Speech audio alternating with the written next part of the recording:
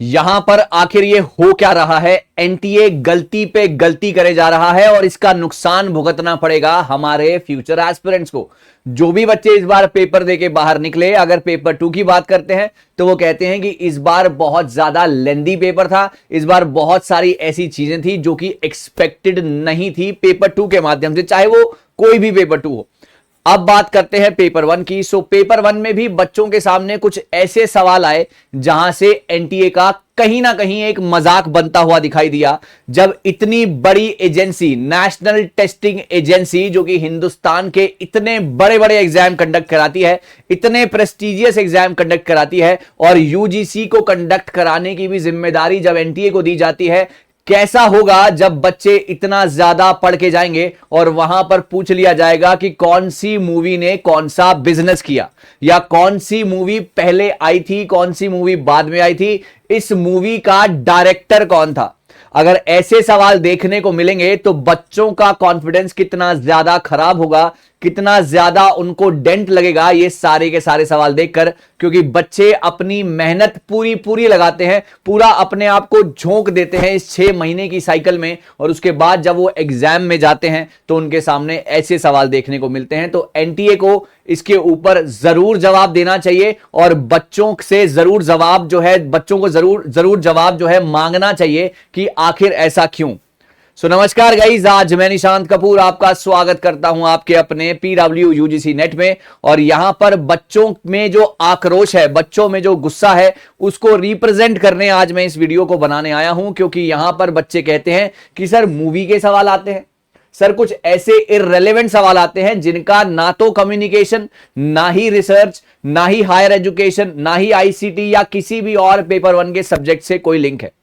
तो ऐसा क्यों किया जा रहा है, इसके ऊपर मैंने काफी ज्यादा रिसर्च की, इसके ऊपर मैंने काफी ज्यादा सोचा, और मुझे लगा कि मुझे स्टूडेंट्स को इसके ऊपर जवाब भी देना चाहिए और एनटीए को भी यहां पर अपना जवाब जो है यहां पर देना चाहिए कि उन्होंने ऐसा क्यों किया। सबसे पहली बात यह कि जब भी जो एग्जाम बनाए जाते हैं या जब भी जो एग्जाम कराए जाते हैं, वो आपको मेरिट में लाने के लिए नहीं कराए जाते हैं, आपको मेरिट से बाहर निकालने के लिए किए जाते हैं। आपको इस बात का ध्यान देना होगा कि जब भी आपका कोई एग्जाम होगा, उसका मेन मकसद क्या होगा कि आपको मेरिट लिस्ट में ना लाया जाए। क्योंकि अगर आप मेरिट लिस्ट में आ गए, है ना, अगर आप मेरिट लिस्ट में आ गए तो इसका मतलब क्या हुआ कि बहुत सारे बच्चे मेरिट लिस्ट में आते जाएंगे और कॉन्फिडेंस जो है यहां पर, मतलब एक तरीके से कॉन्फिडेंस की जो है सब कुछ खराब हो जाएगा सिलसिला। लेकिन अगर पेपर को डिफिकल्ट बनाया या पेपर के अंदर कुछ ऐसे सवाल डाल दिए, कुछ इररिलेवेंट सवाल डाल दिए, तो यहां पर क्या होगा, जो एग्जामिनेशन हॉल में बच्चा बैठा है उसका कॉन्फिडेंस जो है बिल्कुल चकनाचूर हो जाएगा और आते हुए सवाल भी वो गलत कर देगा।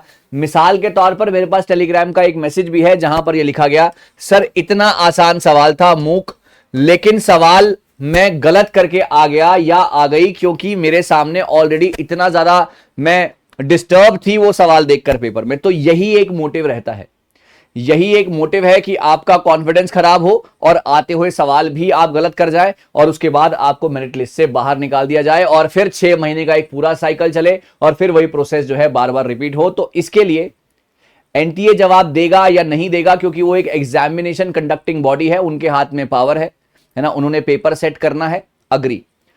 हम इसमें क्या कर सकते हैं, हम इसमें ये कर सकते हैं कि मिसाल के तौर पर, अभी मैं अपनी लाइव क्लास में भी यही बात दोहरा रहा था कि मिसाल के तौर पर आपके पेपर 1 में 50, अभी हाल फिलहाल पेपर 2 में ऐसा कुछ भी देखने को नहीं मिला है। सो पेपर 2 की चीजें जो है बहुत ज्यादा अभी अलाइंड हैं। सो पेपर 1 में अगर मैं बात करता हूं, सो मिसाल के तौर पर मैं ये कहूं कि आपके 50 क्वेश्चंस आ रहे हैं, मान लिया मैं कहता हूं कि 3 से 4 या 5 क्वेश्चन भी मान लिया आपके इररिलेवेंट है ना। मूवीज के तो मैं नहीं बोलूंगा, लेकिन मैं उनको इररिलेवेंट सवाल ही बोलूंगा, है ना, इररिलेवेंट सवाल ही बोलूंगा। अच्छा जी, अब आपका जो टारगेट है इन 5 सवालों पे नहीं होना चाहिए, क्योंकि ये 5 सवाल आपका मेरिट डिसाइड नहीं करते। आप समझो मेरी बात, ये 5 सवाल सिर्फ यहां पर इसलिए हैं कि आप थोड़ा सा पैनिक कर जाओ, है ना, आप थोड़ा सा हाथ पैर ठंडे हो जाएं, आप आता हुआ सवाल भी गलत कर दो। तो आपका फोकस कहां होना चाहिए, आपका फोकस उन 45 क्वेश्चंस पर होना चाहिए। आपका क्वेश्चन, आपका जो ध्यान है उन 45 सवालों पर होना चाहिए, और उस 45 में से आप टारगेट करो कि आपके 38 से 40 सवाल तो ठीक होने ही होने चाहिए। यह है जवाब एनटीए को आप लोगों का, राइट। इसका मतलब ये नहीं है कि अगर उन्होंने ऐसे सवाल डाल दिए तो अब आप मूवी देखने लग जाओ, क्योंकि बहुत सारी जो है यूट्यूब पर ये बातें चलती हुई देखी गई हैं कि अब हम मूवी देखेंगे, अब हम बच्चों को कहेंगे कि मूवी देखो। अरे भाई बी सेंसिबल। आपका 4 या कोई आधा पेपर सेट कर दिया क्या उन्होंने आपका मूवीज के ऊपर? उन्होंने आपके 2 या 4 सवाल डाले तो ठीक है ना, डाल दो, डाल दो। हम फोकस करते हैं 45 सवालों के ऊपर। 45 क्वेश्चंस में से हमारा टारगेट ये है कि हमारे 38 या 40 ठीक होने चाहिए। हम अपनी तैयारी और स्ट्रांग करेंगे, रादर देन हम इन 4-5 सवालों के पछड़ों में पड़ें और अपना आता हुआ पेपर भी गलत कर जाएं। दैट डजंट मेक सेंस, है ना। सो हमारा फोकस ये है कि हम वहां पर जाएं जहां पर सिलेक्शन लिखा है, हम वहां पर ना जाएं जहां पर पिक्चरों का डाटा पूछा गया है।